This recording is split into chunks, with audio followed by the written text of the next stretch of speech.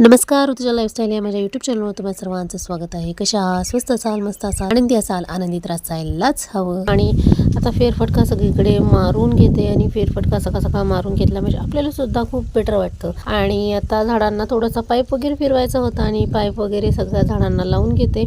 आणि ह्या नारळाचे ना खूप नारळ पडत आहेत, तर त्याच्यासाठी हे पाणी मी आणखीन सोडत आहे. ते नारळ इतके का पडत आहेत कुणास ठाऊक. आणि फायनली रिझल्ट हा समोर आलेला आहे की मी जे सगळ्यात सुरुवातीला जे बिया लावल्या होत्या त्या बिया आता बाहेर यायला सुरुवात झालेली आहे, म्हणजेच उगवायला सुरुवात झालेली आहेत. आणि फायनली खूप बरं वाटलं की आपण काहीतरी करतो आणि त्याचं आपल्याला फळ भेटतं. कारण काय झालं होतं, हे बिये ना खूप जुने होते आणि मला डाऊट होता की उगवतात की नाही. आणि आता घरी आल्यानंतर मस्त चहा वगैरे घेतला. थंडी तर खूप वाजत होती. दुधाचा चहा तर ऑलरेडी बंद केलेला होता. नंतर आज थंडी चालू झाली म्हणून पिला आणि उपवास पण होता आणि शाबू करायला घेतले होते.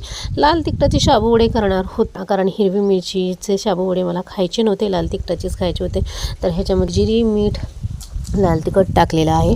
आणि आता दही साखर टाकून फेटून घेते. दही शाबू हे आजचा महाशिवरात्रीचा उपवासाचा मेनू आहे. तर साखर मापातच टाकलेली आहे कारण जास्त गोड मला आवडत नाही. आणि ह्या इलेक्ट्रिक रवीमुळे पटकन हे काम होऊन जातं. आणि शाबू तर दिसायला खूप छान दिसत आहेत आणि खूप क्रंची, क्रिस्पी आणि कुरकुरीत झालेले. चला तर मग तुम्ही पण या खायला.